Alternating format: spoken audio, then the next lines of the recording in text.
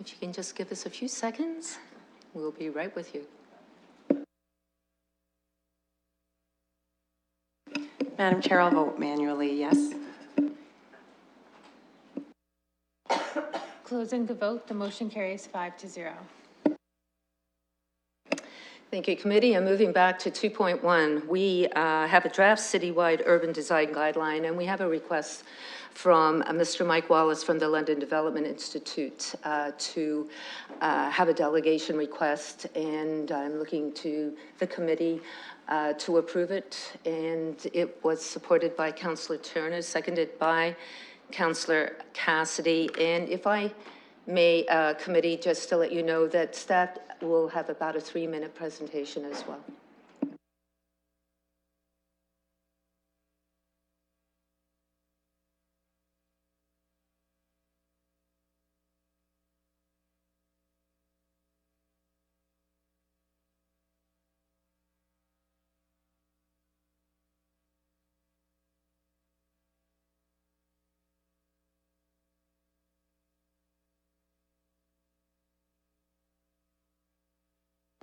Closing the vote, the motion carries 5-0.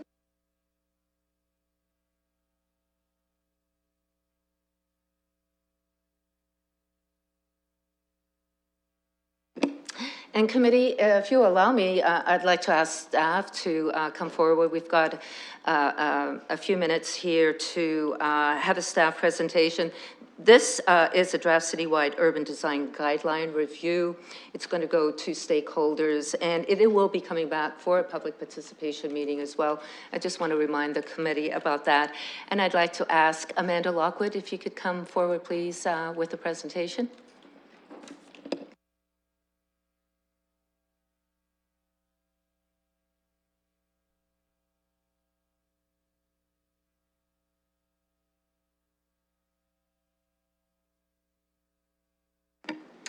Hi, my name is Amanda Lockwood. I'm the urban designer with City Planning. I have a short presentation about the draft citywide urban design guidelines. So the guidelines are designed to provide more detail, more flexibility in the interpretation and the implementation of the existing London Plan policies, specifically the city design policies within the London Plan. It aims to include written and visual information to assist with the implementation as an additional tool to assist staff, development community, streetscape and public space designers, and the public in general. It does not aim to reconsider the policies of the London Plan, the zoning bylaw, the site plan control bylaw, the engineering standards, or the complete street manual.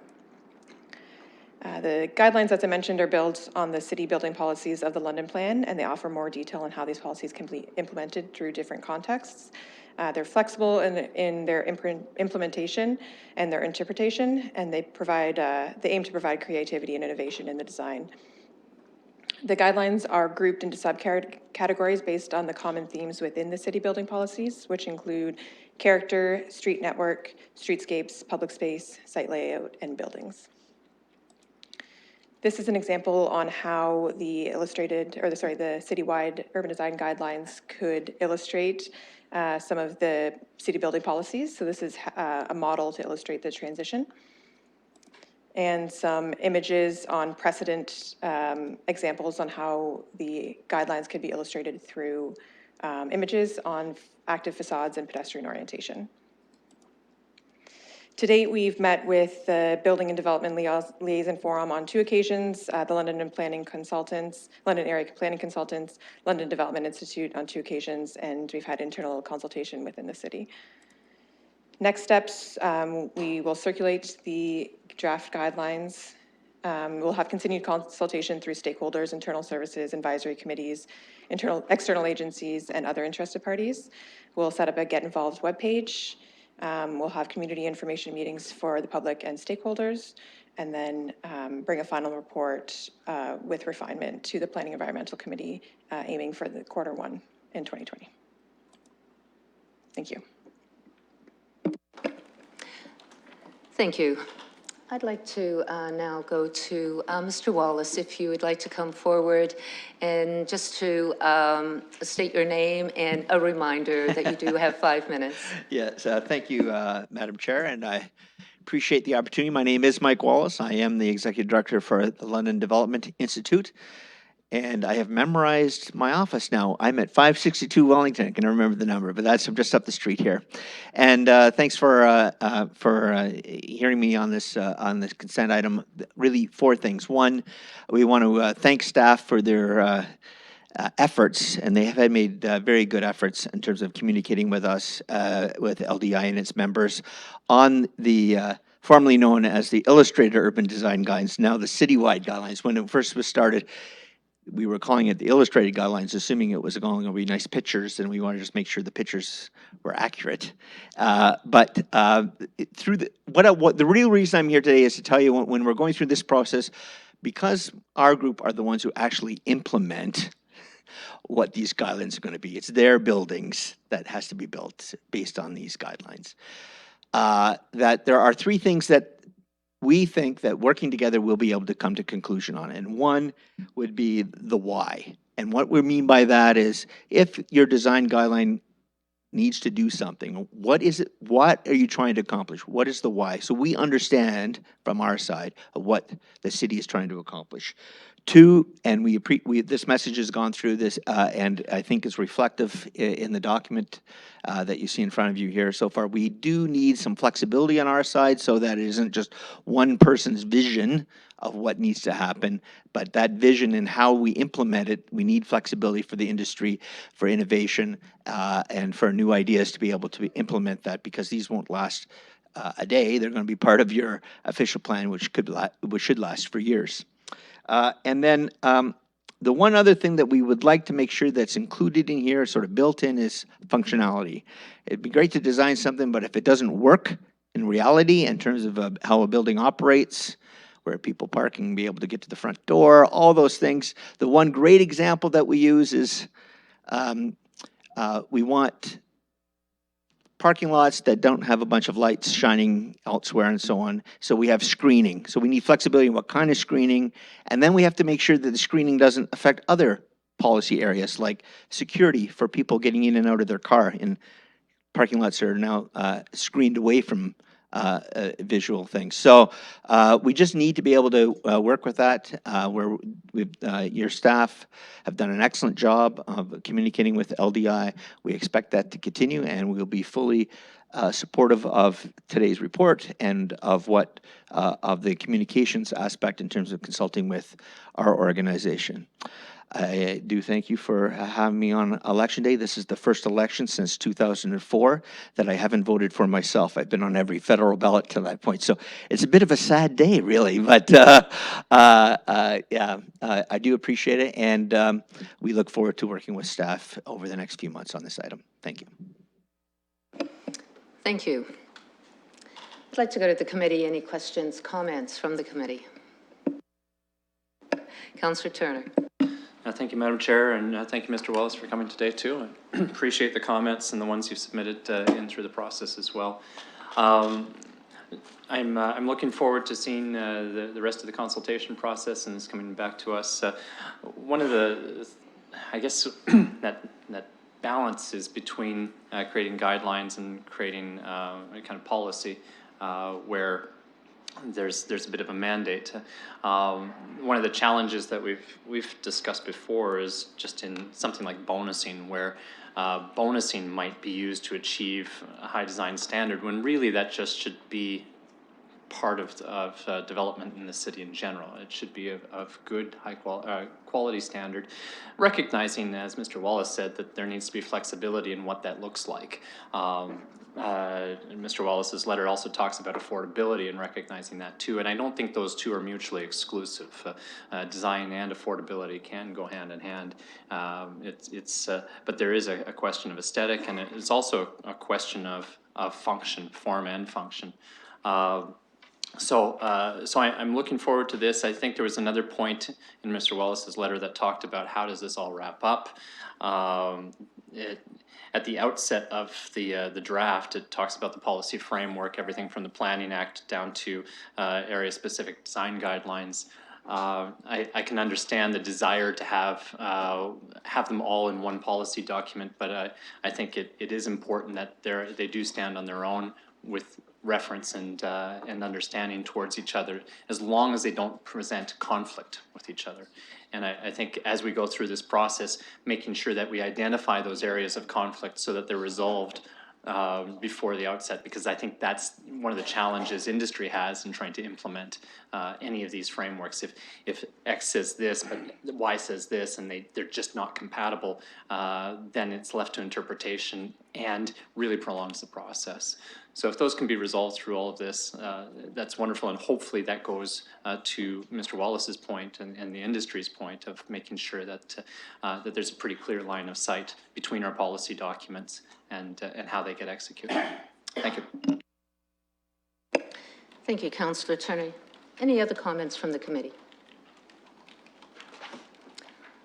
I see none. If the committee will allow me just to make a couple comments as well. I'm pretty excited about the process moving forward. We know that we're going to still have a public participation engagement process, but one of the things that I found very interesting in this report is that it is important to note that a lot of the guidelines are using the same structure as the London Plan. I think that is really important, that we sort of acknowledge that and understand that as we move forward. The other part as well is looking at it through a sustainability lens. We've declared that we have an emergency with climate change. Again, how are we going to be looking at these guidelines through that sustainable lens? I just think those are two important notes.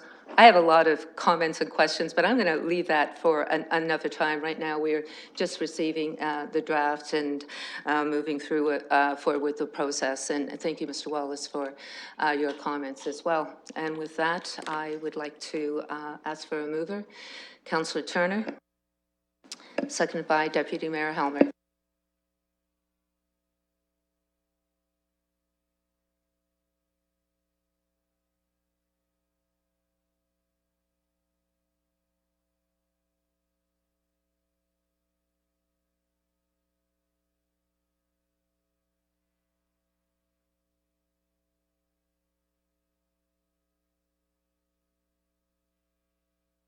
Closing the vote, the motion carried 6-0. Next up, we have a public participation meeting for the demolition request for dwelling on heritage listed property at 6100 White Oak Road. I'm looking for a mover to open the public participation meeting. Councillor Cassidy, seconded by Mayor Holder.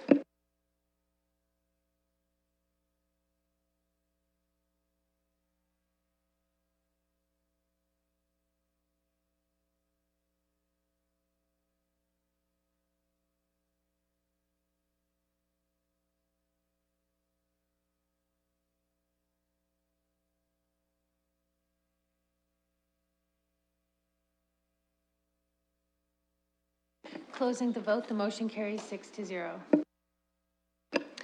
Thank you, and I'd like to remind the committee that there is a report in the London Advisory Committee on Heritage on this property. We'll be receiving that at the end of the committee. I just wanted to remind you. I'm going to be asking the committee, first of all, I'd like to know if there's anyone here from the public that would like to speak to this demolition request. I see none. I would like to ask one more time.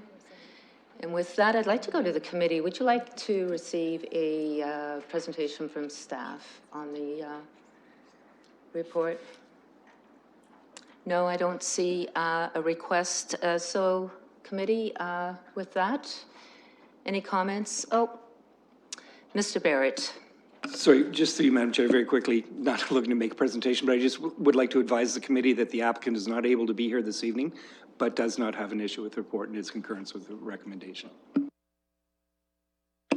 Thank you with those comments. So this is a request to demolish the building. The property still will remain a heritage area. So with that, any questions, comments from the committee? Deputy Mayor Helmer. Thank you, and I appreciate the report. I think the evaluation is very good, and I agree with the recommendation that this one, we should let it go. And with that, I assume you will move the motion? Oh, I've got to close the PPM? Thank you. I would like a mover to close the PPM. Councillor Cassidy, seconded by Deputy Mayor Helmer.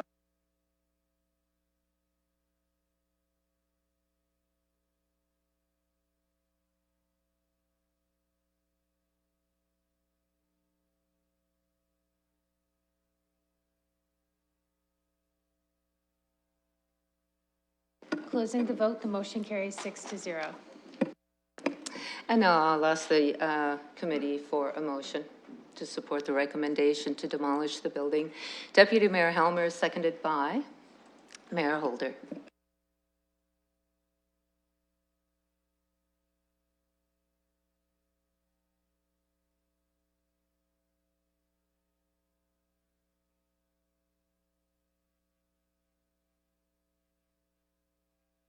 Closing the vote, the motion carries 6-0. Moving on to our next item, it is a public participation meeting for 3400 Singleton Avenue, and I would like to open the public participation meeting. Mayor Holder, seconded by Councillor Cassidy.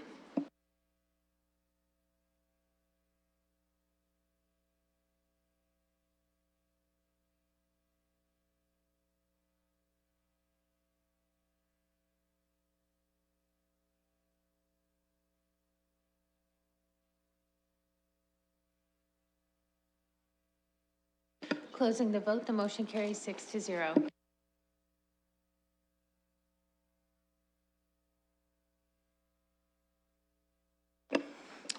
And with that, committee staff does have a presentation here, so welcome, Mr. Corby. Thank you, Madam Chair. So the subject site's at 3400 Singleton Ave. This is for a vacant land condominium.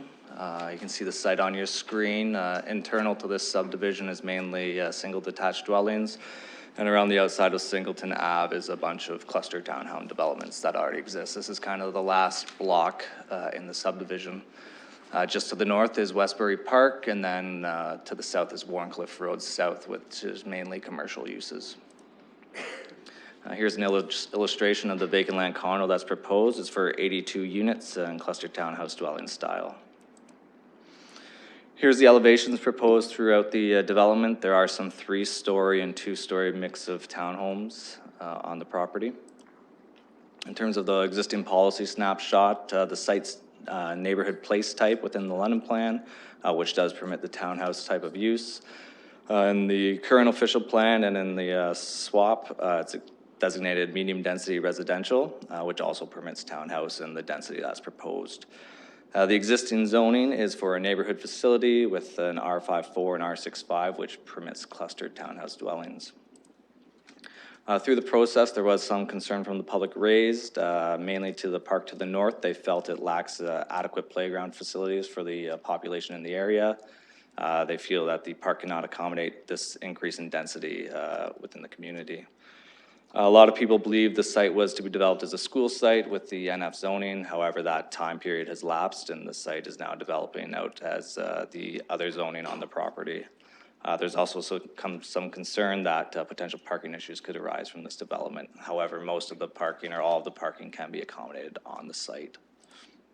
In terms of a recommendation, staff's recommending the Planning and Environment Committee report to the approval authorities any issues raised through the vacant land condo process or through the site plan process that occurred as well. Any questions? Any technical questions, committee? Councillor Turner. Thank you, through you, Madam Chair. Just really briefly on the location map on the parcel, it shows perhaps a water feature, but I'm not sure what that feature is. It's hard, and on this, you can see the shadowing on it.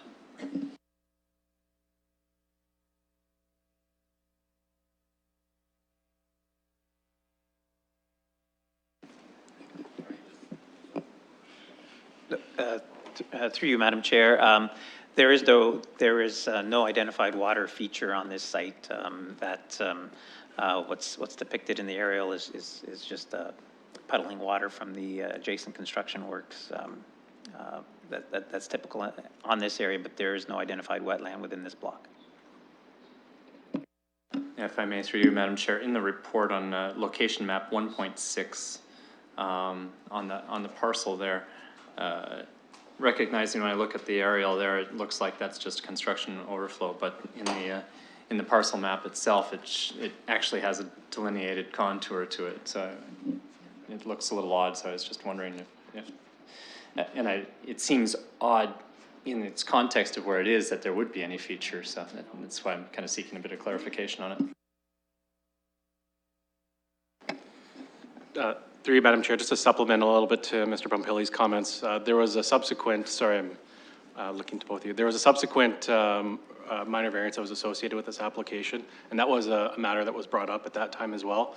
The ecologist did weigh in and identified to staff that there was no ecological value. It was Mr. Pompilli's point was more of standing water related to the development, long-term development.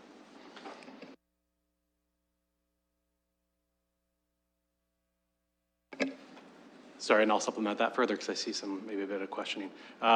It was long-standing, and these things can get picked up by cartography, by mapping over the course of time. So I'm not sure if that answers the question, or it's a legacy subdivision as well. So these things do get picked up given the age of the subdivision.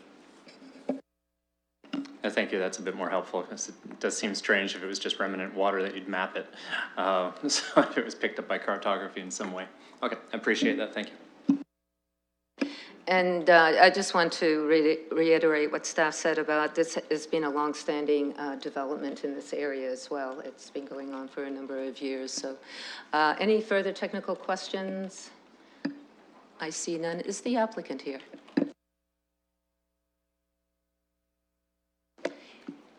Please come forward and stating your name, and you do have 5 minutes. My name is Kyle McIntosh. I'm here to represent the applicant, Rand Developments. First of all, I just want to quickly answer the question about the water on site too. This property was used as a big pile of topsoil for multiple years from the subdivision.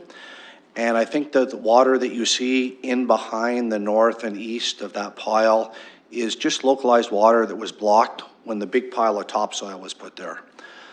So that was just a localized area of water pooling from construction activities. I would like to say that we've been working on this project for over a year now. It does comply with the London official plan and also the current official plan and also the zoning bylaw. Some of the comments provided by the public were with regards to why isn't this being used as a park or a school. The site has been zoned for medium density for quite some time, at least a year now. And it was previously, the school board is not interested in taking this as a school, which is why it's been switched to medium density. So that zoning is already in place for this development, and the development does comply to the zoning. And apart from that, I'm here to answer any questions if anybody has any questions. Thank you. Any technical questions of the applicant?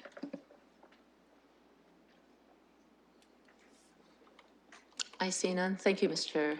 McIntosh. And I'd like to go to the gallery, and I'll start here on my left side. If there's anyone here that would like to speak to this application, please come forward to the microphones, stating your name and address if you wish. I'll go to the center.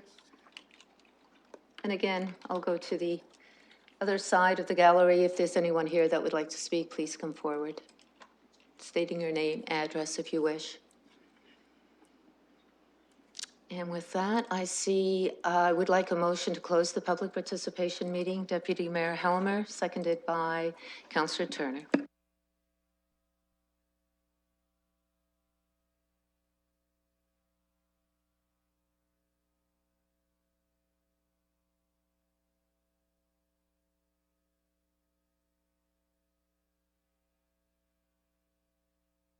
Closing the vote, the motion carries 6-0. And committee, any questions, comments? This is an application for a draft plan of vacant land condominium. I think there's 82 vacant land units on this site. Councillor Turner. I'm willing to move the staff recommendation here. This is basically a report to the consent authority, so not much more to say about it. I think it's appropriate citing, and it looks like the design's appropriate. I like the use of medium density on this site as well.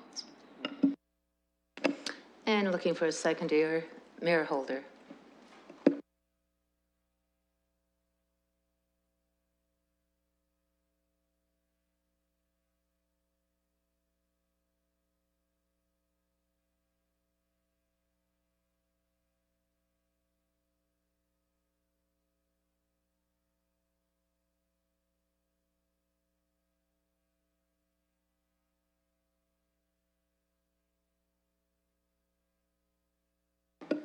Closing the vote, the motion carries 6-0.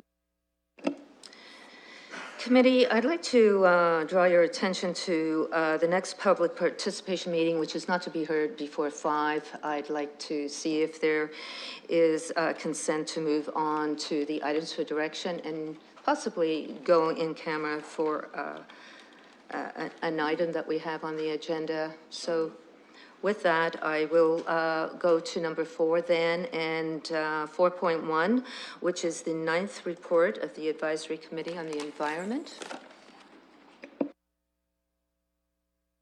There's no delegation. I'm looking for a mover, Deputy Mayor Helmer, and a seconder, Councillor Squire. Councillor Turner. Yes, this is an item for direction. I think it might be specifically with respect, it's not just receiving their report. I think it may be with respect to the budget expenditures that they wish to do there. So I wanted to note that. Also wanted to make note of their work plan though. It's helpful to have the slides from Mr. Stanford's presentation to the committee.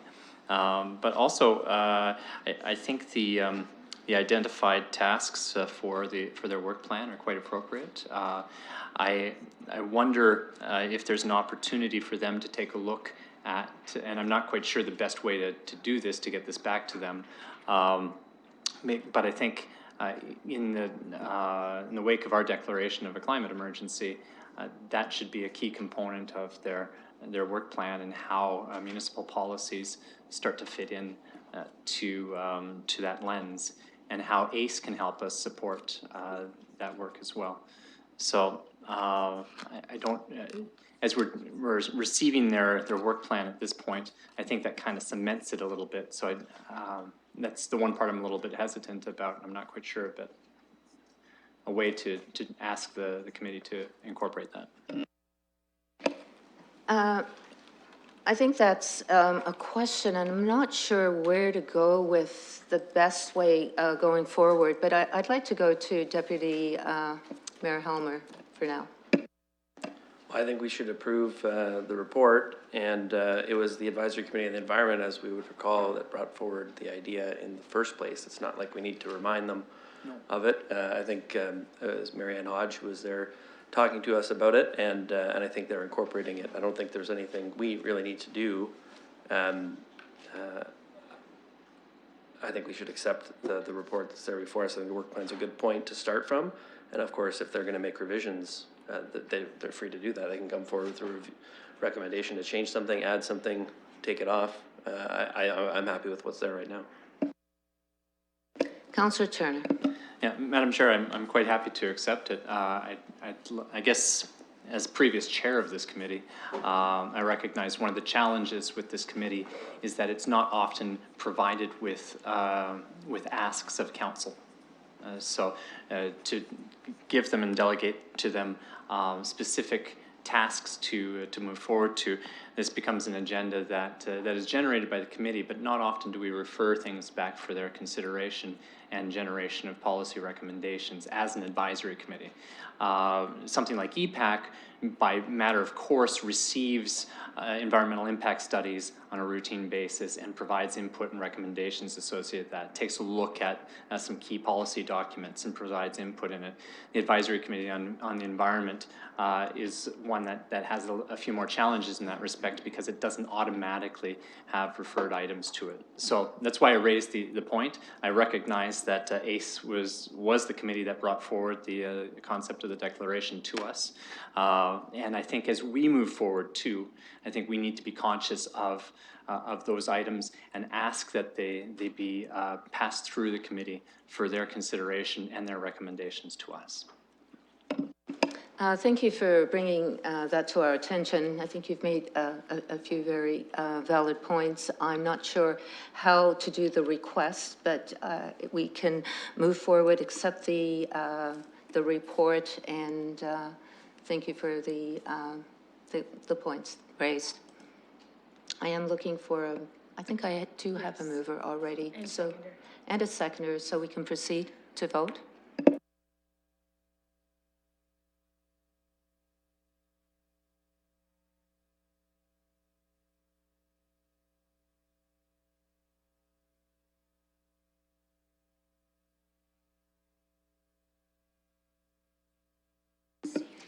Closing the vote, the motion carries 6-0.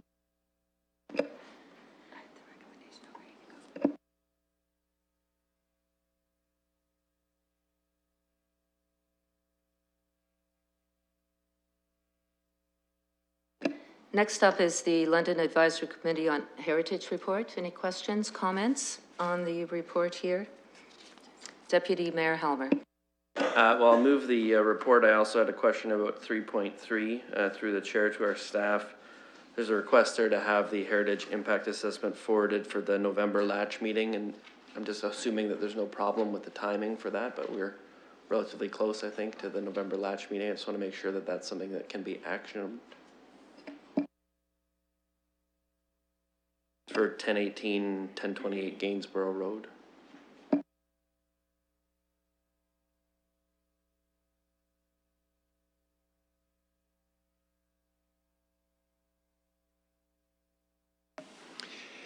Madam Chair, we anticipate bringing that matter to this committee on the December 10th?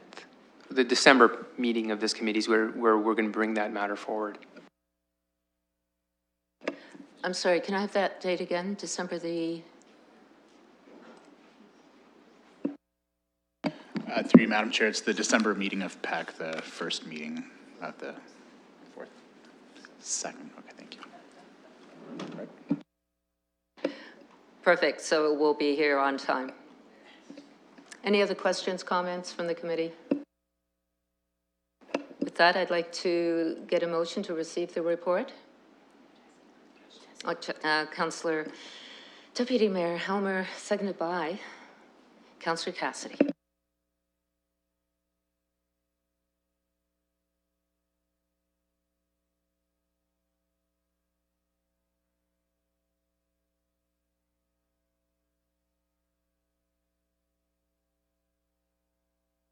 Closing the vote, the motion carries 6-0.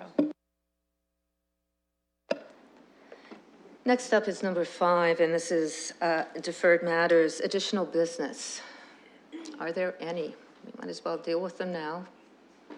I see none. And I'd like to move on to confidential now and to go in camera for the 6.1 as noted on the agenda. Councillor Turner, seconded by Mayor Holder.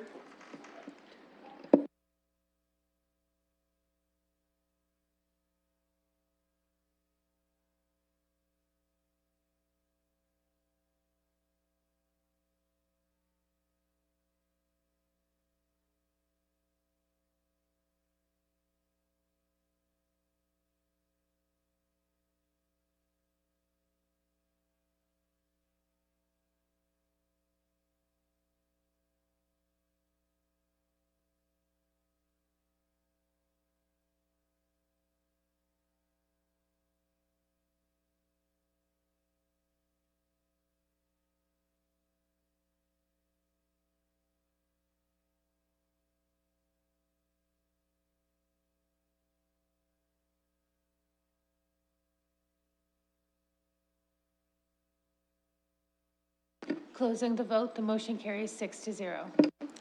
Thank you, and with that, we'll go in camera. I know we won't be too long, but the next public participation meeting will start at 5. It's about almost 22:05, so we will start then. Do we?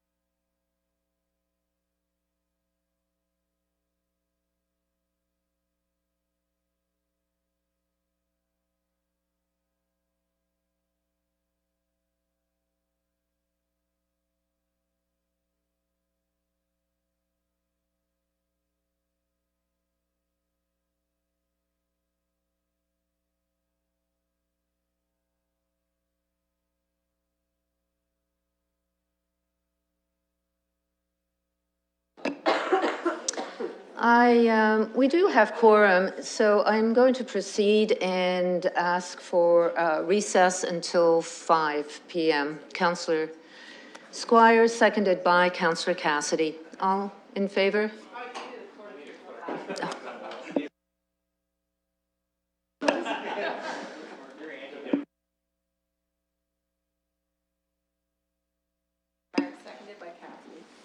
Okay, we've got our clerks beside us. Now we have a motion to go into recess until 5.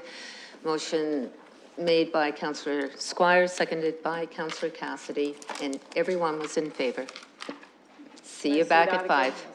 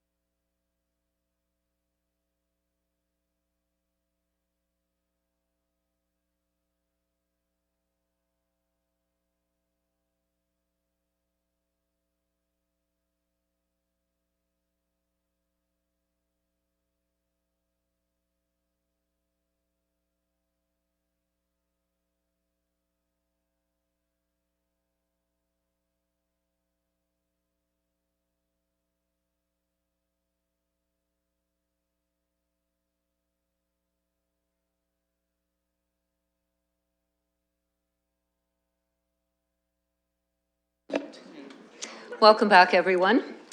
We are now going to proceed to the next scheduled item, which is 3.3. It is a public participation meeting on 200 Callaway Road, and I'm looking to the committee to open up the public participation meeting.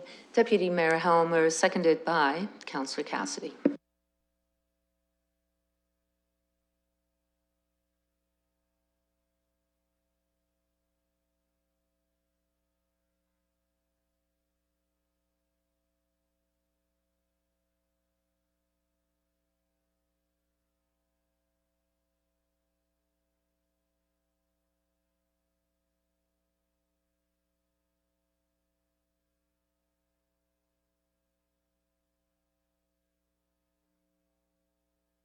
Closing the vote, the motion carries 5-0. I'd like to go to Mr. Yeoman. Thank you, Madam Chair. With your indulgence, I'd like to introduce Dan Fitzgerald to the committee. Dan is one of our site development planners. This is his first time actually appearing before you. He's been with us for about a year now. He joined us previously from Fort McMurray, so we're very happy and very lucky to have him here doing wonderful work in our site plan area, and so I'm going to turn things over to him. Welcome, Mr. Fitzgerald. Go ahead. Dear Chair, thank you so much. As Paul alluded to, my name is Dan Fitzgerald, and I'm one of the site development planners with the Site Plan Division. Today, we're here to discuss 200 Callaway Road, a public site plan meeting to fulfill the H5 requirement on the zoning designation. What we have here today is a 4-story apartment building comprised of 60 units, which is essentially at the corner of Callaway Road and Royal Oaks Bend. Given the existing site location and context, this particular area is currently undeveloped or is developing. The frontage of the lot across Royal Oak Bend is 55.59 meters, and the depth is approximately 97 meters. Area is approximately 0.8 hectares, and the shape is irregular in size.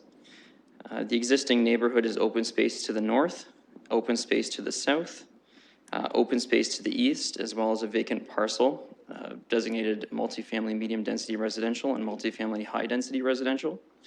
And to the west, there's an existing low-rise medium density residential block, as well as open space, which is the stormwater management pond, Pebble Creek Park South.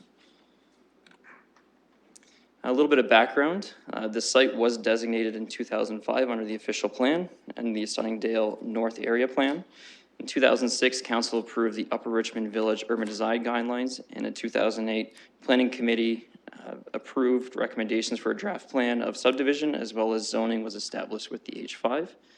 In 2013, a staff-initiated zoning amendment increased the maximum density from 35 units per hectare to 75 units per hectare, as well as increased the maximum height from 12 meters to 15 meters. In terms of the actual site plan, a consultation was completed early in April, and through the consultation process, staff identified minor variances required to meet certain aspects of the zoning provisions. The Committee of Adjustment received and approved 3 minor variances respecting an increase to the exterior side yard setback, as well as reductions in the 3rd and 4th story setbacks along the frontage and the exterior front yard. In August 2019, the subject application was received by staff, and conditional approval was issued on September 16th, 2019. A resubmission was then received addressing staff comments on September 17th, 2019. In terms of existing zoning, the site is compound zone R65, R7 with an H5, H99, and H100. Special zoning provision R6523 and R7 special zoning provision R11, variation R11. The R6 zone, which is being applied in this particular context, does permit the apartment building as proposed. It permits a maximum height of 15 meters as proposed, and a minimum density of 30 units per hectare, as well as a maximum density of 75 units per hectare. In this instance, the developer is taking advantage of the full 75 units per hectare. In terms of the actual site plan application, the applicant seeks to implement the Upper Richmond Urban Design Guidelines by pushing the building closer to Callaway Road as well as Royal Oaks Bend.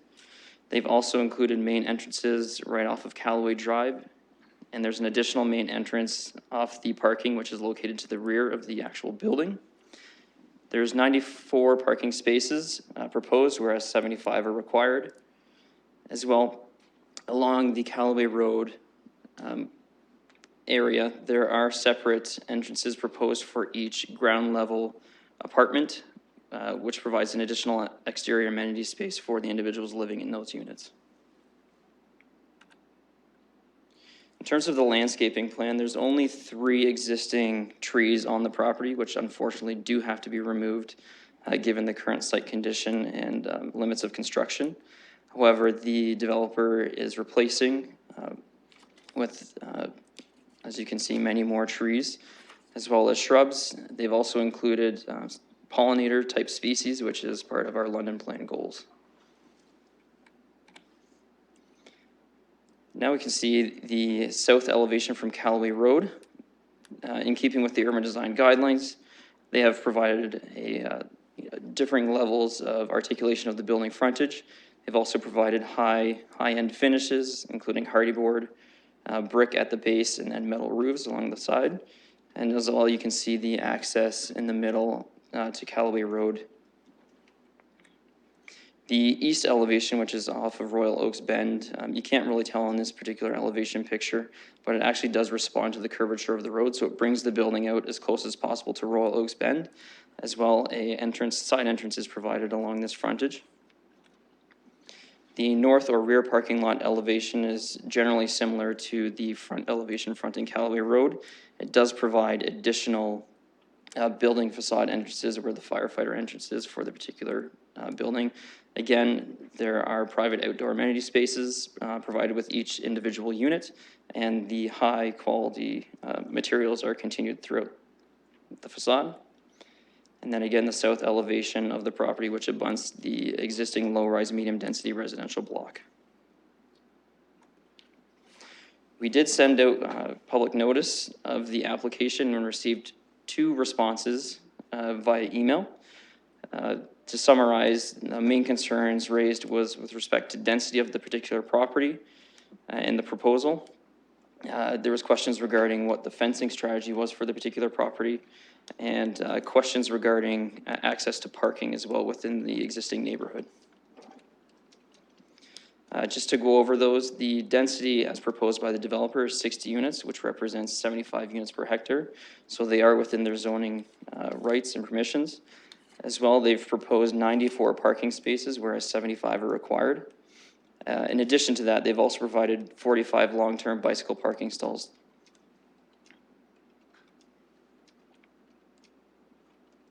In terms of fencing, I guess that's the western boundary of or southern boundary of the property includes a 1.8 meter high board-on-board fence, basically about halfway back the property to where the open space zone is to allow for easy access both to and from.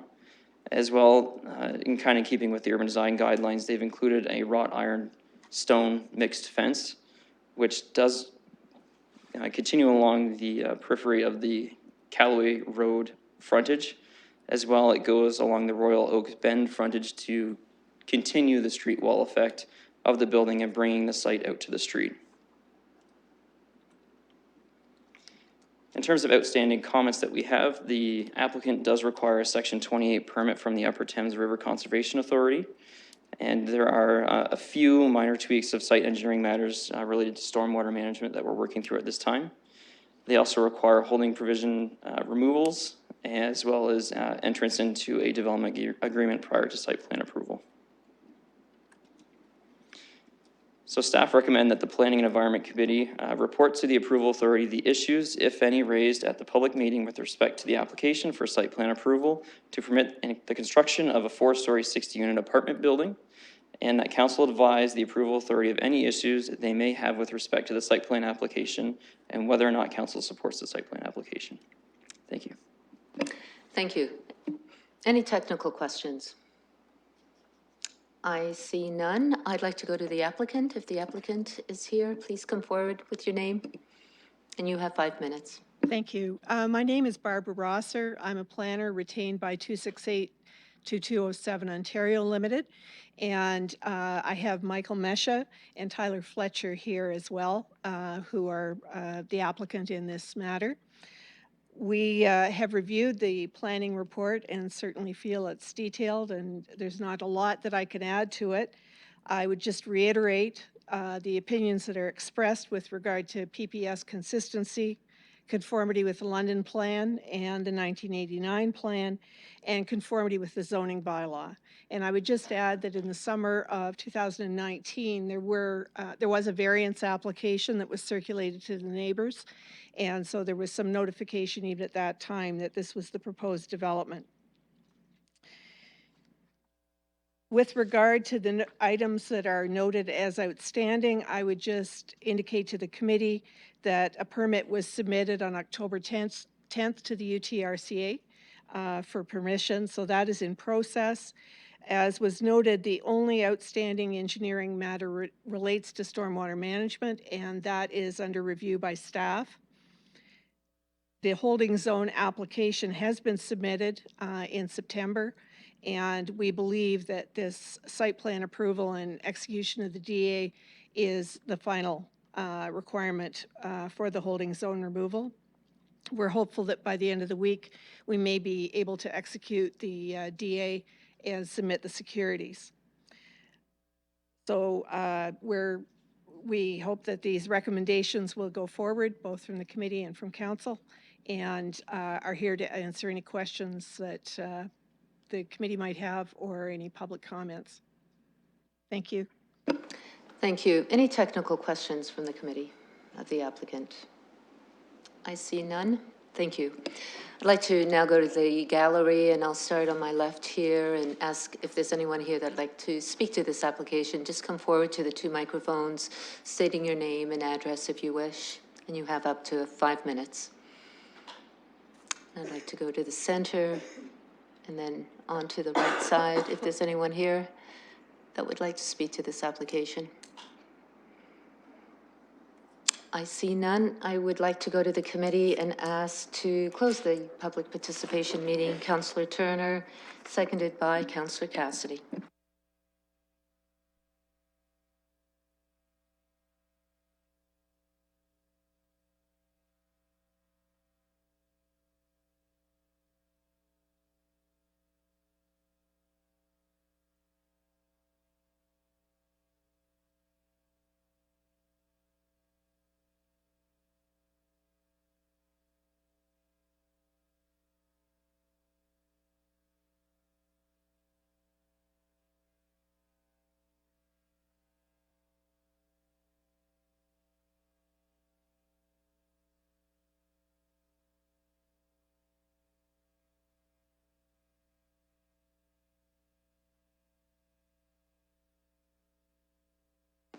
Closing the vote, the motion carries 6-0. And I'd like to go to the committee. Any comments, questions regarding the application here for the construction of a 4-story, 60-unit building? Councillor Turner. Thank you, Madam Chair. I'm supportive of the application. It looks like good design, the siting, the scale density, especially the amount of foliage they're placing in there, shading the parking lot, creating a separation from the walk trail and behind it. All of those are strong elements, and I've been watching this. I was involved from EPAC's perspective 14 years ago in the Sunnydale North Area Plan recommendations. So it's been interesting to watch it build out. So I'm happy to move the recommendation, or I guess again it's a site plan piece, but I don't see anything to add to what's here. Thank you for those comments. And Mayor Holder? Thanks very much, Chair. I'd like to also endorse this application as it goes forward. I think it's a measure of working with the community, but also I think as I look at the use as well, certainly falls within all of our parameters, and I wish them well in the project, presuming it goes forward. So that was seconded by Mayor Holder. And with that, committee, we can vote.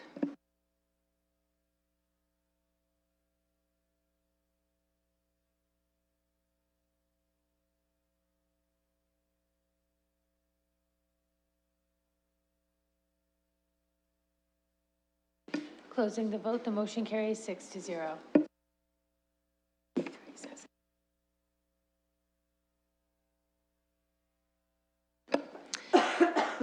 Committee, our next public participation meeting is not to be heard until 5:30, and so I am going to ask for a recess and looking for a motion. Councillor Cassidy, seconded by Mayor Holder, and with that, we can vote. Can we do a manual here? All those in favor? Thank you, and I just want to remind the public, we will be back at 5:30 to resume the next public participation meeting.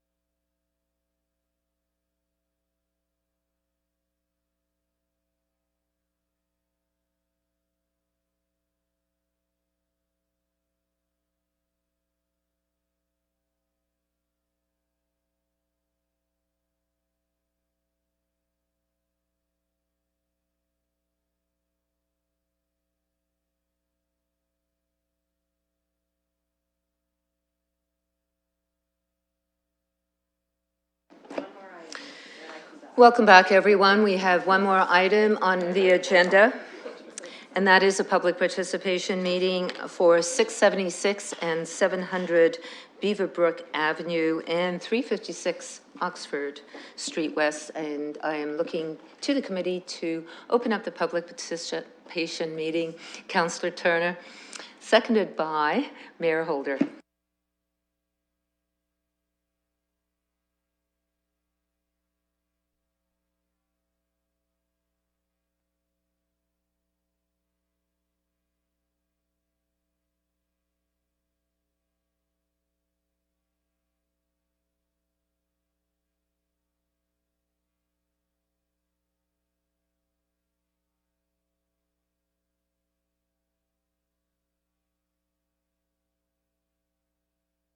Closing the vote, the motion carries 6-0.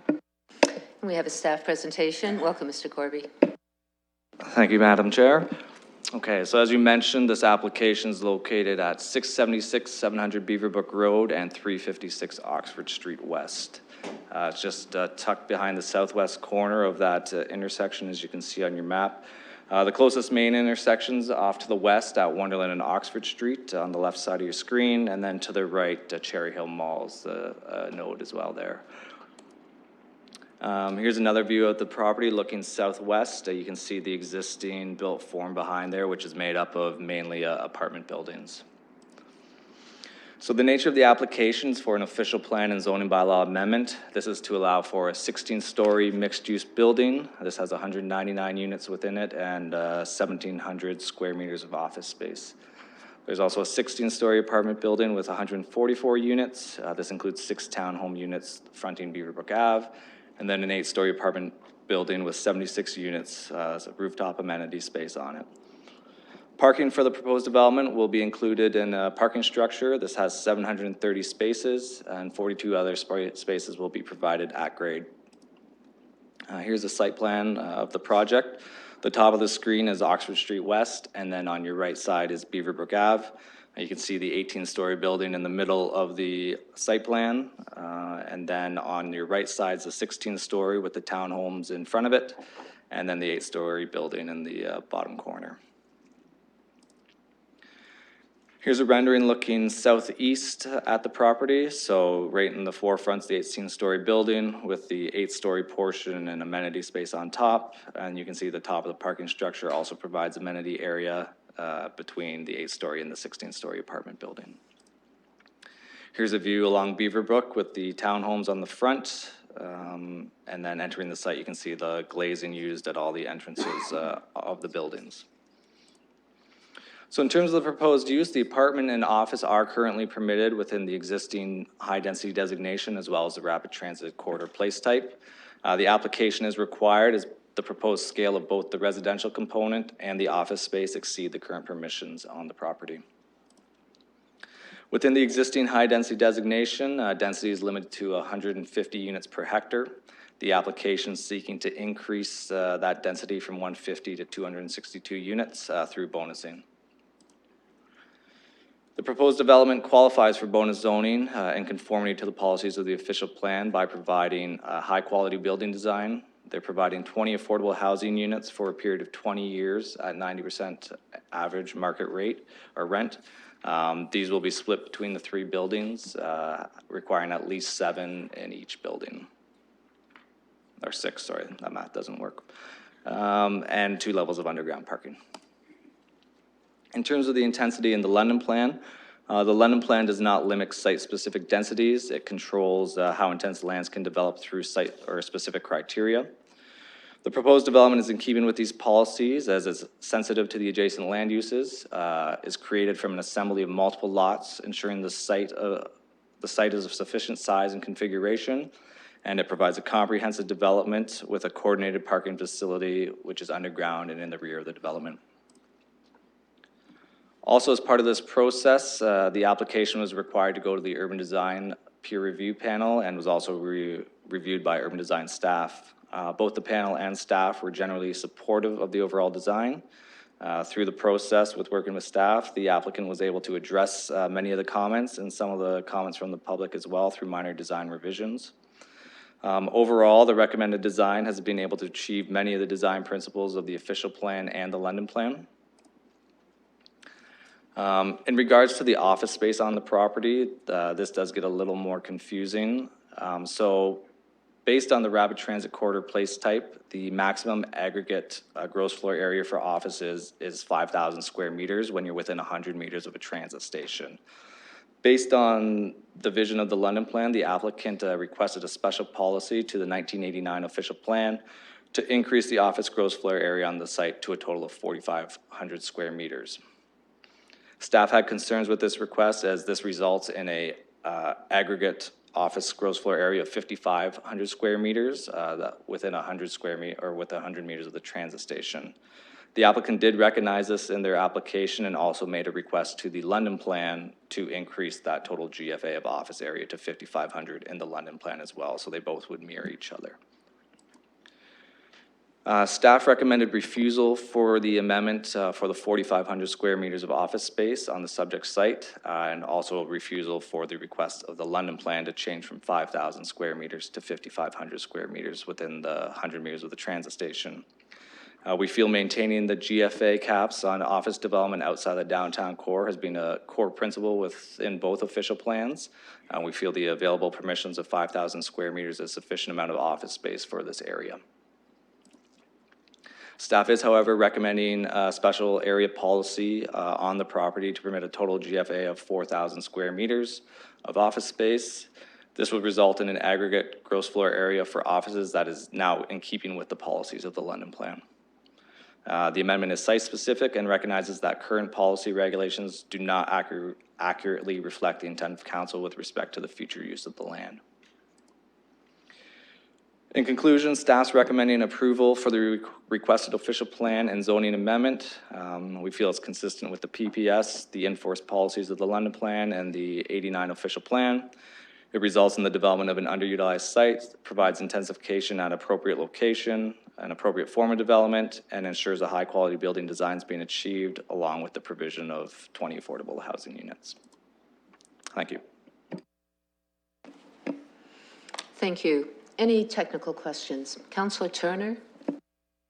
Thank you, Madam Chair. Through you, just with respect to the interpretation of the 5,000 square meters within 100 meters of a transit station, there currently isn't one. How do we square that peg? Madam Chair, the reason we were able to make that interpretation is because there are images and maps in the London plan which identify the rapid transit corridor as well as those stations. And so while there is no physical rapid transit vehicle going down Oxford Street, there are still locations for the offices prescribed in policy. Just in follow-up, but those principles seem to be perhaps I'll say this for arguments and discussion at that point. Mayor Holder. Thank you, Chair, through you. Maybe a more pointed question. If there was no rapid transit station, would staff still have the same concerns with respect to the size of the office?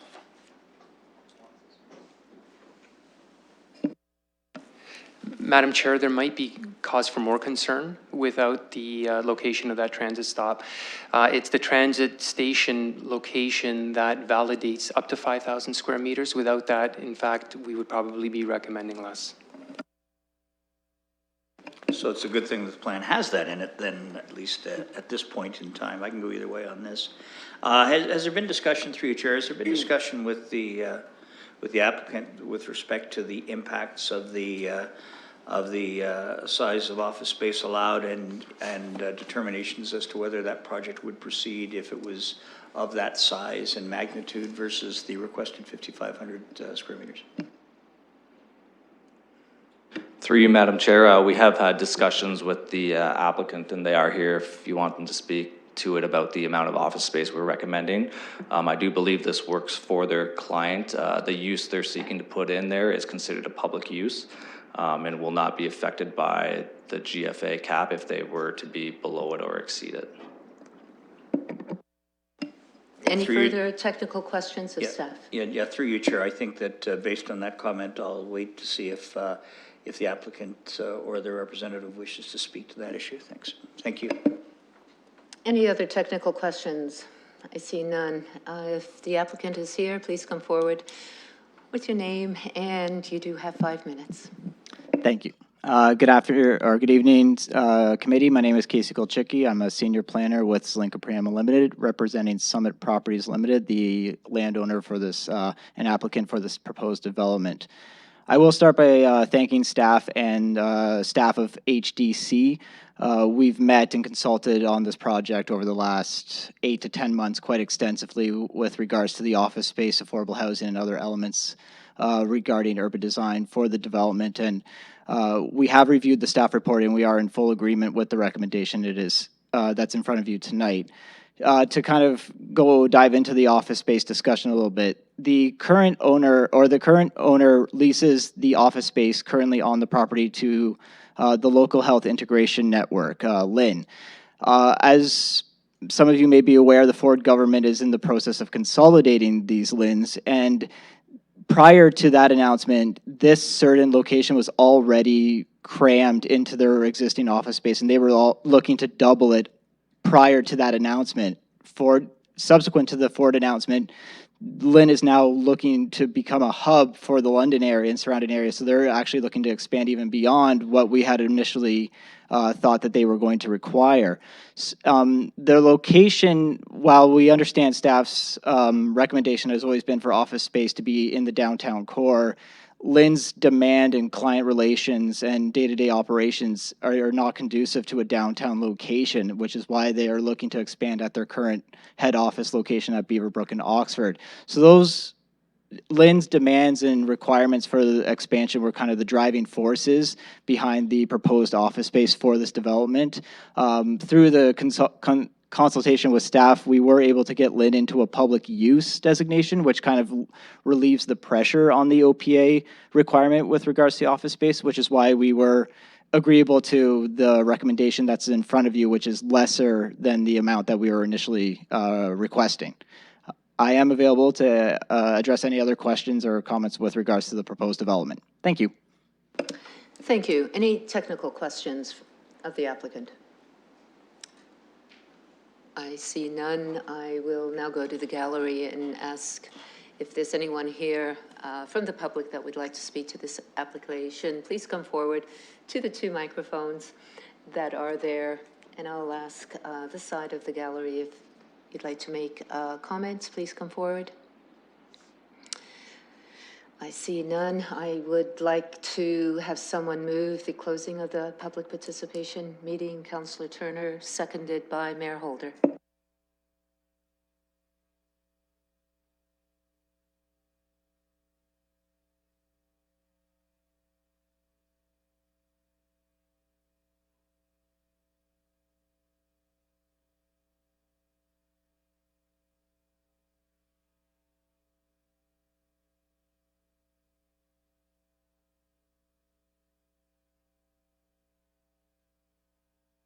Closing the vote, the motion carries 6-0. Questions, comments from the committee?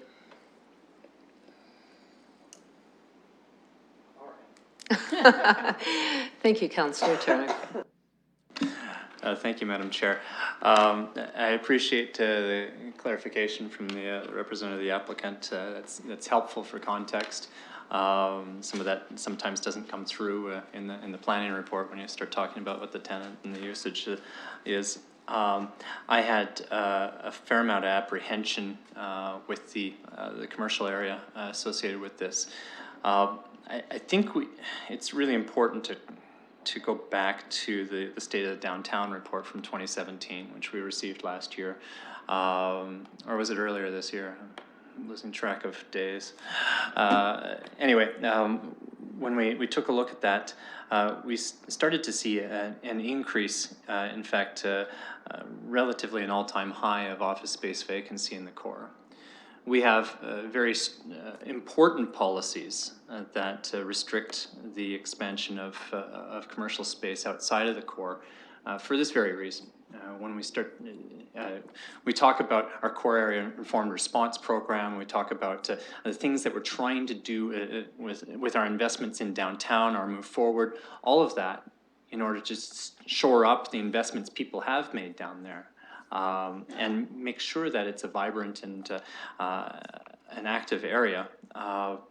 Getting on the edges of our commercial space outside of the core really undermine our abilities to affect the plans that we have here. And we've already done it a few times on Oxford Street. We did it with Good Life, and we did it with 5 West as well, a bit further down on Oxford. And those really start to pull out our ability to consolidate in the core. Recognizing that the LIN already has existing operations there, that's helpful. The only challenge is we're not zoning and creating exemptions for a tenant. We're doing it for the site, and so any manner of commercial occupant can move in at any point. So I can appreciate staff's recommendation for refusal of the larger ask. I appreciate the work to try and get to the right place. I'm still uncomfortable with it. Knowing what I've heard, I'm more comfortable. I was just going to not support that at all beforehand, especially since we don't have a transit station there. It was voted down. And that's the impact of that course of action, is that we don't have any policy basis anymore to be able to do these things. And I separate these as different from something like our residential intensifications or our transit villages. Transit villages and our corridors for residential intensification are important and are still valid. Our commercial ones, I don't see as having the same arguments or strengths there in their arguments, continuing without the infrastructure being proposed or built along those corridors. And so if I would say it's easy enough because we've said transit station. If that transit station were to be built, absolutely that should trigger our ability to get to that larger area for commercial spaces. Absolutely. And so they can stay in our plans, and at such time as we do actually build or execute those things, great, let's do it. And if it changes direction or routes, there will be a station at some point, someplace, that we can build commercial area around. If it ends up not being on Oxford, it's totally invalidated. But something like the Masonville Transit Secondary Plan, that has a lot to do because there's a significant node of transit that goes there. Along this section, I think we've got the Beaverbrook, or the Proudfoot, and the Oxford West are the only 2 buses that go along there. My transit commissioner friends, there are more? Okay. There are more buses that go along there, but certainly not to the concentration that exists at the Masonville Transit Village. Anyway, so for that, I needed to speak about that, and it's kind of a couch, kind of reserved support for this application. I'll go into the good aspects of this. I think it's a great design. I think it's a good intensification of residential. I'm really happy to see the allocation of affordable units within this, and especially spread through the 3 buildings. I think the orientation is appropriate with its access on Beaverbrook. I think there's a lot of great parts about this, and I do like the integration of commercial and residential together. My apprehension was with the amount of commercial in it. So anyway, those are my comments. Thank you. Councillor Cassidy. Thank you, Madam Chair. So I'm glad we have 2 transit commissioners here to to let us know that there are more than just 2 buses that go along here.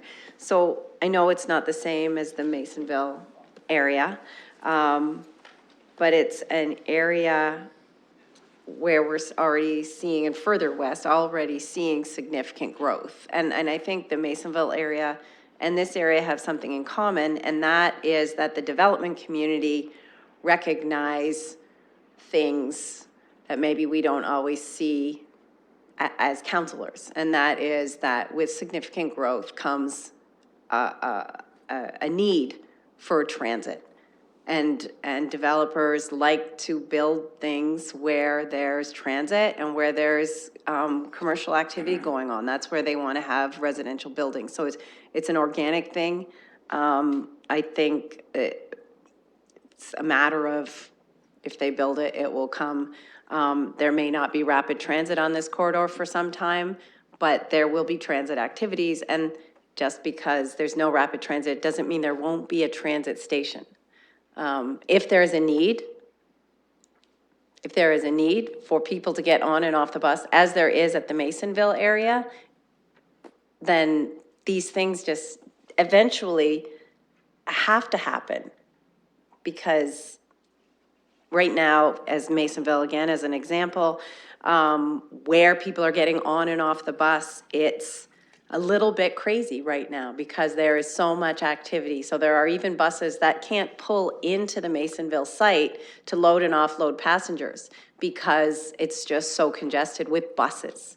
So these, as you see people and residential development taking place and people moving into the area, there will be a need that will be identified at some point down the road.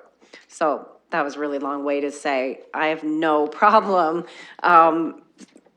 abiding by the policies of the London Plan with respect to transit stations and allowing for this kind of office space development. I do share Councillor Turner's worries and trepidation with seeing a continued funneling out of office space from downtown to other areas. But I just think we need to stay on that. We need to stay on our policies and our projects and things that we're doing downtown to continue to improve what's going on downtown.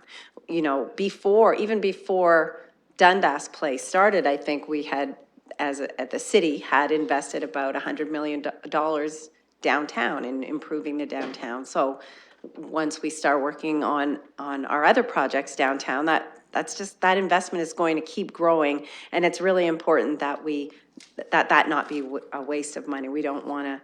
We want to keep things going. We want to keep that momentum going. So I'm really happy with the fact that it's a bonus zone. I'm really happy that there's certainty there with what's going to be built and how it's going to be built.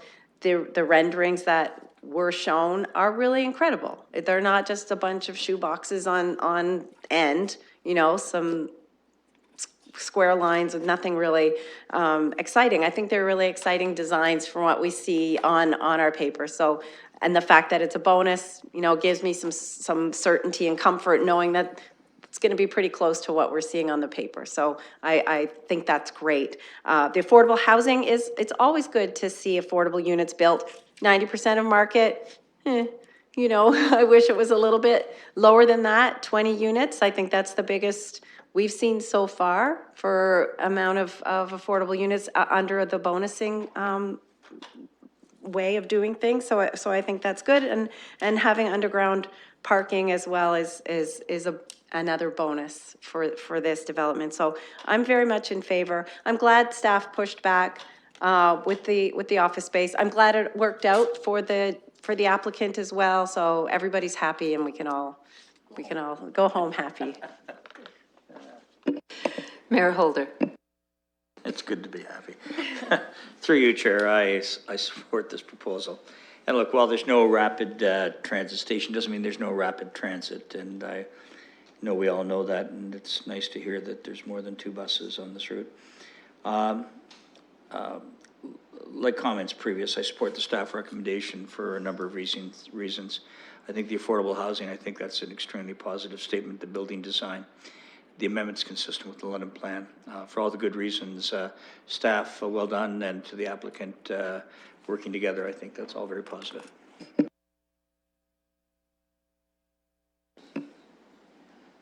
Deputy Mayor Helmer. I wanted to say, this is exactly the kind of intensification we want to see on the rapid transit corridors in the London Plan, so excellent. You know, I think the affordable housing piece is a nice bonus. There is, however, a lot of intensification coming in this area. So there's this building that's to the south, which I certainly support. I think it's a good proposal. I actually, when I first moved to London, I lived right by here, and that's why I know about all the buses that run in that area. To the north, there's a subdivision that is redeveloping, and in terms of the overall impact of that redeveloping to the north, and then this development happening, this is quite a substantial development on its own, but plus like, immediately north of that intersection is a big residential subdivision. Do we have any concerns from transportation about how this intersection is going to be performing if they both happen at the same time? Both these kind of developments happen very soon, because I think they both look good on paper, but them both happening at the same time could be a bit of a problem. This is already a very congested road. Through you, Madam Chair. So we have requested a transportation impact study for this development. We haven't approved it yet. We're still reviewing it. And also this intersection, once Beaver Brook is constructed to the north for the other subdivision, this intersection will be signalized. Most probably it will be warranted for a signal. We don't have a concern so far, but again, the TIA will let us know what's the impact of the development and if there are any more road improvements required in this area. Any other comments from the committee? I see none. If the committee will allow me, I'd just like to make a couple comments here and really appreciate the comments from the committee. I too, when I read this recommendation, was concerned about that transit corridor that is missing now, that west part, as we put in this intensification. And we know this is high intensification, 262 units per hectare is pretty high. Given the concentration in this area is a bit concerning, but I'm pleased to see this development move forward. Having said all that, I'm glad to know that the applicant is okay with that commercial component. Not increasing it was definitely something that I had concerns.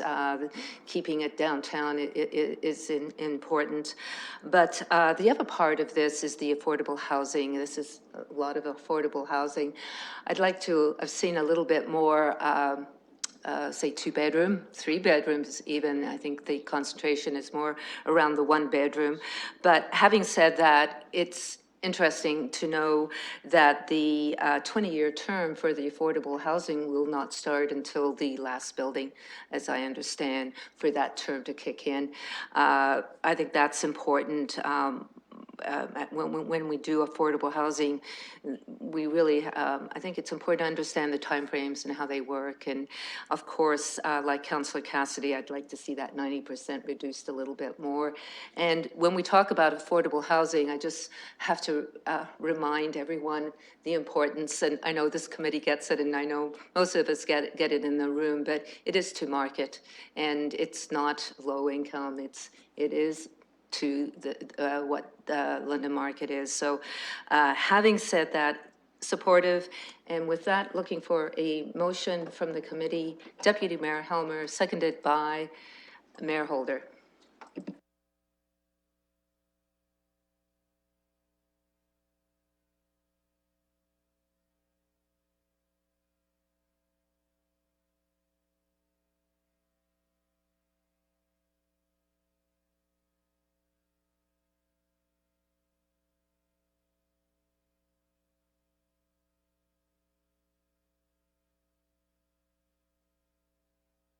Closing the vote, the motion carries 6-0.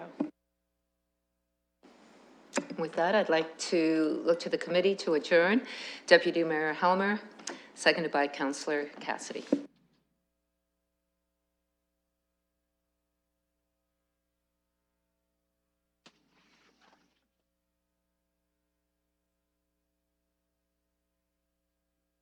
All in favor? We are adjourned. Good night.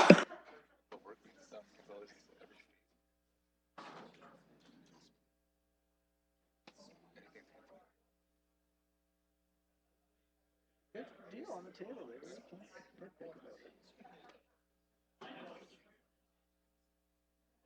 I said, give their 2 cents.